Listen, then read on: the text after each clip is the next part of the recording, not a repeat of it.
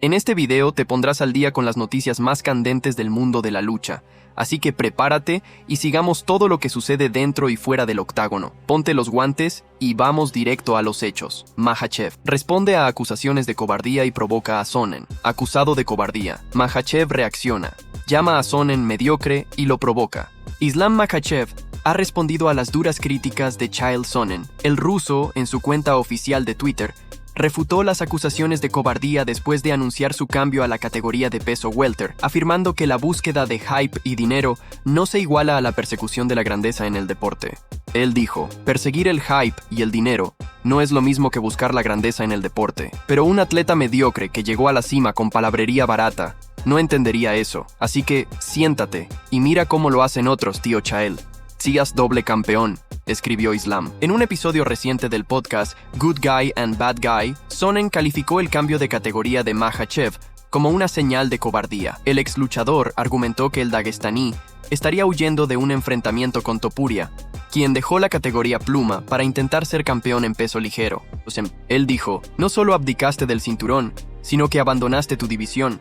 Así no es como se comportan los campeones, disparó Sonnen. El cambio de Makhachev a peso welter ocurre después de que Jack Della Maddalena conquistara el cinturón de la categoría al derrotar a Belal Muhammad en el UFC 315. Mientras el ruso apunta al australiano, Topuria se enfrenta a Charles Oliveira por el título vacante de peso ligero en el UFC 317. Joe Rogan extraña a peleadores audaces como Alistair Overeem. Las pruebas de drogas han sido parte de los deportes de combate durante muchos años, pero la UFC tomó una medida mucho más grande y amplia para reducir el uso de drogas para mejorar el rendimiento por parte de los atletas después de introducir el programa antidopaje de la empresa en 2015. Aunque todavía hubo muchos casos de dopaje al principio, las posibles sanciones eran tan severas que el uso de sustancias ilegales cambió drásticamente para siempre. Esto puede haber hecho del MMA un deporte mucho más limpio en general, pero el veterano comentarista de la UFC, Joe Rogan, admite que todavía extraña los viejos tiempos, cuando los peleadores podían usar drogas para mejorar el rendimiento.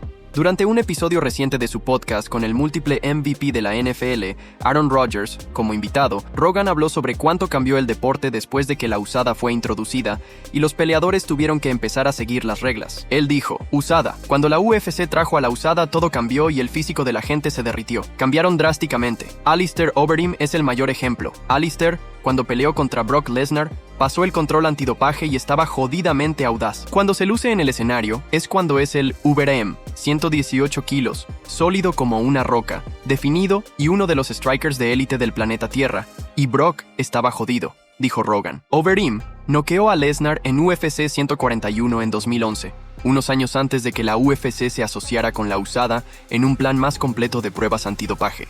Dicho esto, Overeem sí dio positivo por niveles elevados de testosterona antes de una pelea por el título de peso pesado contra Junior Dos Santos en 2012. La Comisión Atlética de Nevada, el organismo regulador que administró la prueba de drogas, se negó a otorgarle una licencia por los siguientes 9 meses, lo que efectivamente lo suspendió del deporte. Cuando Overeem regresó, le costó alcanzar el mismo éxito que en la pelea contra Lesnar y perdió sus siguientes 2 combates. Overeem finalmente recuperó la oportunidad de disputar el título, pero sufrió una derrota por nocaut en el primer asalto ante Stipe Miocic cuando se enfrentaron en 2016.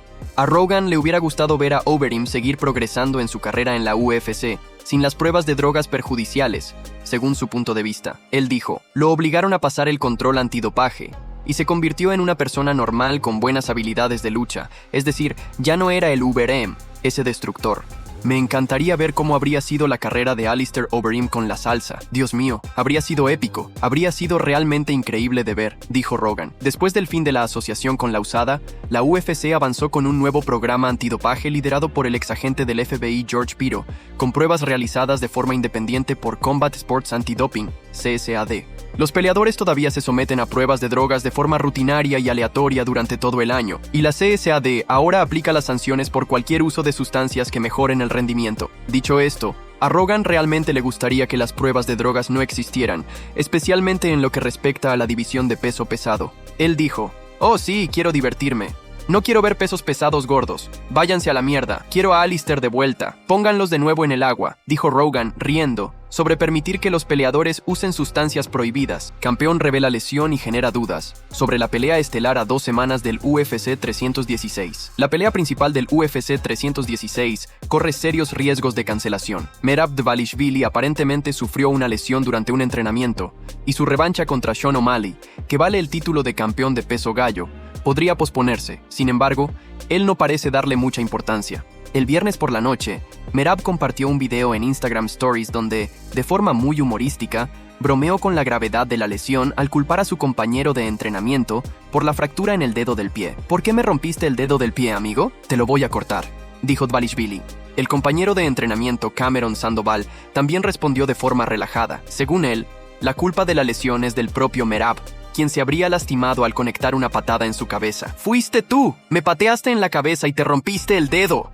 La culpa es tuya», respondió Sandoval. Aunque el dedo del pie del campeón parece seriamente lastimado, la gravedad de la lesión solo se confirmará después de realizar los exámenes. Hasta entonces, el duelo entre Merab Dvalishvili y Sean O'Malley sigue siendo la pelea principal del UFC 316, programado para el 7 de junio.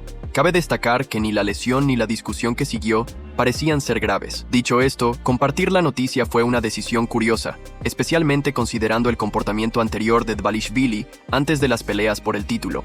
Dvalishvili provocó la ira del CEO de la UFC, Dana White, un mes antes de su primera pelea contra O'Malley en el UFC 306, en septiembre de 2024, cuando reveló que necesitaba puntos de sutura por encima del ojo izquierdo para tratar un pequeño corte. White calificó la decisión de Dvalishvili de divulgar la información públicamente como estúpida a otro nivel.